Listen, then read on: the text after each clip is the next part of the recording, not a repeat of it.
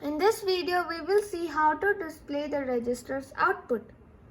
We can either use these LEDs or the common anode 7-segment display. So these are the numbers and letters that we can display on the 7-segment display. This is F. And this is the truth table of the 7-segment display. So in address 0, we have to store this value. Address 1, this value, and till here. Okay. So for this we will use the EEPROM, which has 16,000 bits or 2000 bytes of memory locations. So this is the EEPROM. Okay. So it total has 11 bits of address, which I can select from these flip switches. And the first one here I'm not using, as I need 11 only. Okay. And there are 8 I/O pins which are hooked up from the EEPROM to these LEDs. Okay.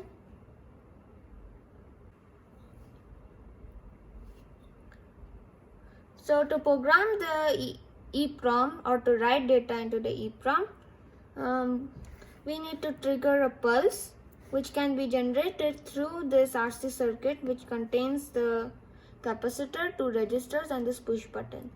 When the pulse is triggered by the push button, we can write the data which we will create using these jumper wires.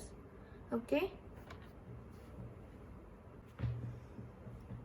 Now I'll write the data according to this truth table. Okay.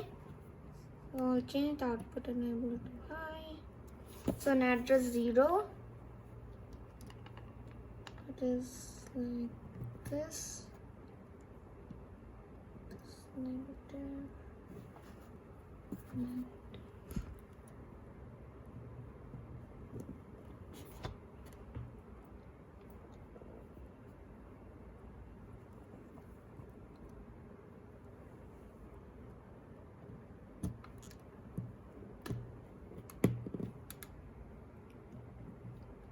Okay, so press this button to generate that pulse so that I can write the data into the EEPROM. Okay. So in address 1, which is this,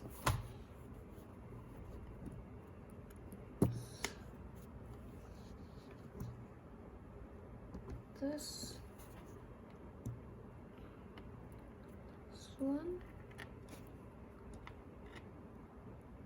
This light is a little dim, this one. Okay, and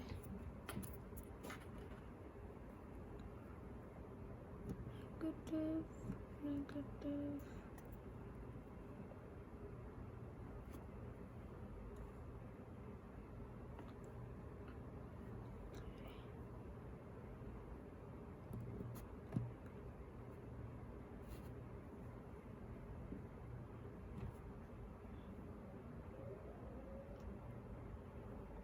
Okay, I'll write this by the generator pulse. I've misplaced the data. It should be this one. Not this one, it should be here and here, like this. This is okay. I'll press the button to generate that pulse to write the data. Now I'll write all the data and continue the video. So I've written all the data according to the truth table into the EEPROM, and I've also connected my the common anode 7-segment display here. Now let's see if the data which I've entered are correct. So address 0, I'll switch off the light. Okay, so we have 0 here. Address 1, okay, it has a 1. Address 2, it has a 2. Address 3, it has a 3. Address 4 has a 4. Address 5 has a 5.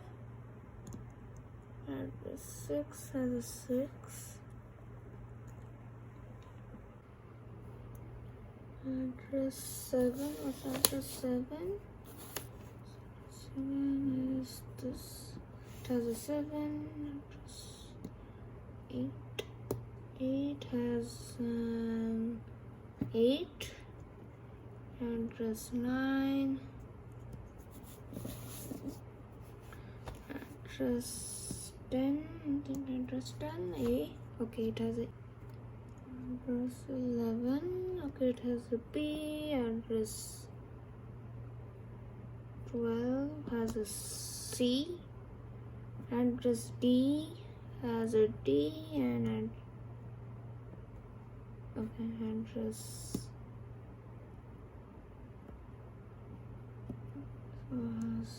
E. Okay, I have entered all the data correctly and according to the truth table. But now we have a problem. We cannot always manually enter the data into the EEPROM every time we want to.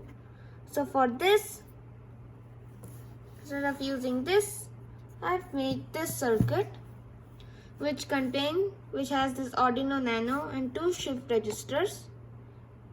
Okay, and the EEPROM. So the shift registers are the 74HC595.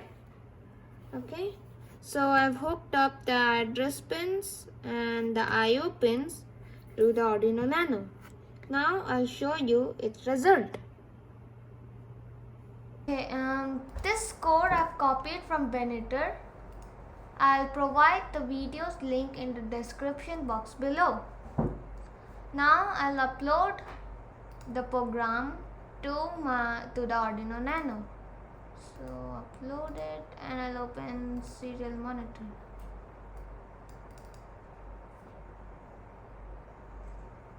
Okay, so now it's replacing the data, erasing the EEPROM with new data. It's going to do that. Okay.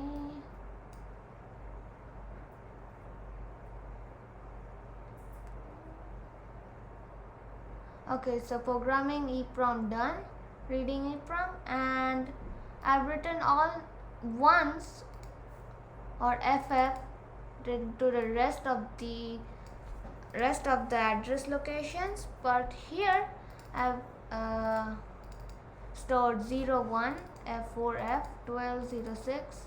These are all hexadecimal values. So let's see if it's correct. Correct. Okay, 01, 4F, 12.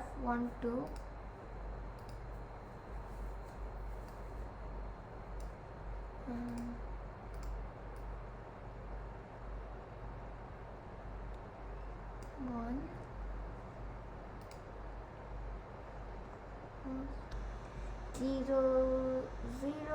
0, 4, 08, 60, 31, 42, 303. Okay, so all the data are written fine into the EEPROM. So it's working fine.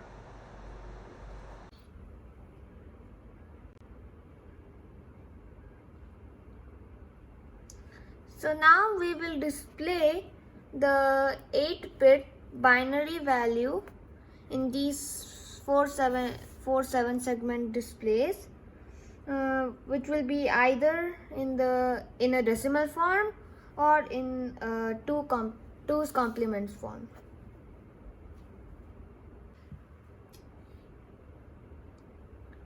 So in order to show the ones, tens, hundreds and displays, we need one EEPROM and 4 7-segment displays.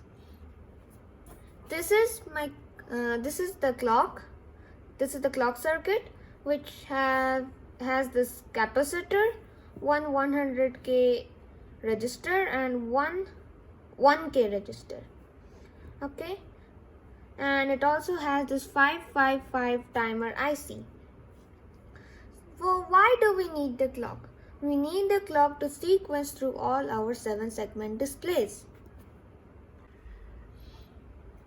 To do so, we need one counter. So this one is the 74LS74, and it is used to build a simple 2-bit counter.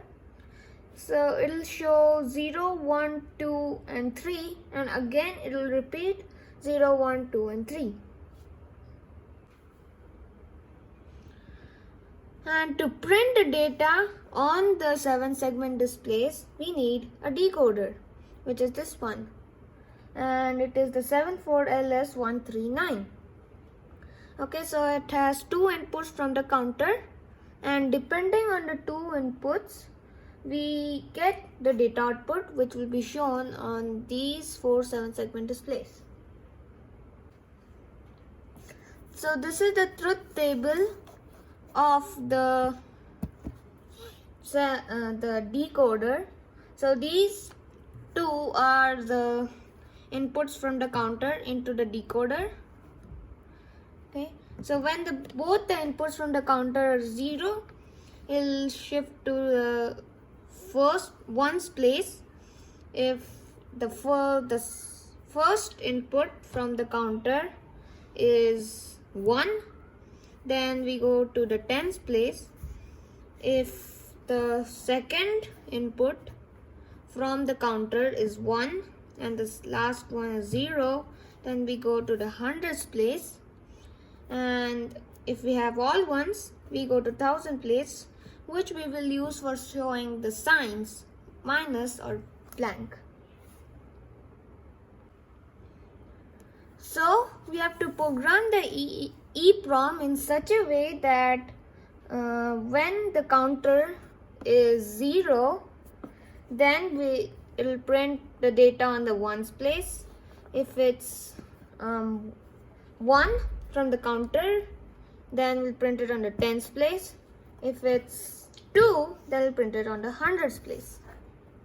Okay. This is the new updated code to show the ones, tens, hundreds in place in the output display. So I'll upload it to the Arduino Nano and open the serial monitor.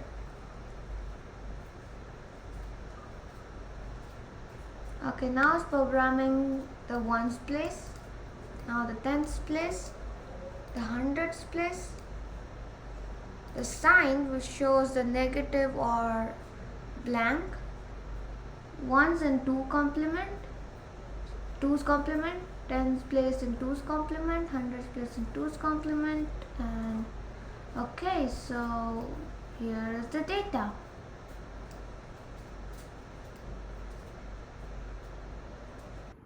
So I'll connect the power. Okay, so right now the address line is all zeros at once, so it's printing 255, but it's really slow. So for this we have to change this capacitor. I'll remove the power, take this capacitor out and hook this one up from the second pin of the 555 timer IC. This is a 103 capacitor. So I'll plug it in here and into the negative rail of the breadboard. Let's check it now. Okay, now you see it's displaying the whole number at one time. So switch it to 0. So say 254, 252, 253. Okay, so it's all working fine. Now let's shift all of them to 0. Let's see what happens.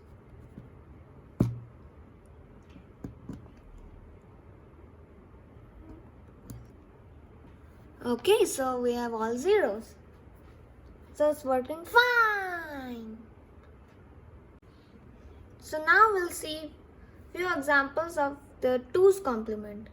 So for switching from decimal to 2's complement, we need to switch this wire from low to high. So when it is in low, it shows it in the decimal form, and when it is in high, it shows in the 2's complement form. So now first, and anything below 127 is the same, means it will be in positive form. Above 127 it will be in a negative form. So let's check out few examples. So first I'll take 247. So it will be 1. This is the binary. Selecting the address 0 and all 3 ones. Okay, so minus 009. Okay, so this is correct. Now let's check by switching back to the decimal form. So we have 247. Now let's try out few more examples. Now I'll go below to 127. Let's take 122. So it is 0, 1, 1, 1, 1, 1, 1, 1, 0,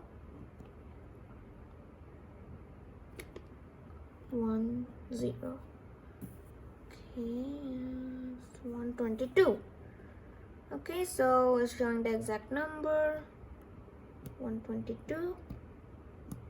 Now let's check 127, which is 0, 1, 1, 1, 1, 1, 1, 1, and another 1.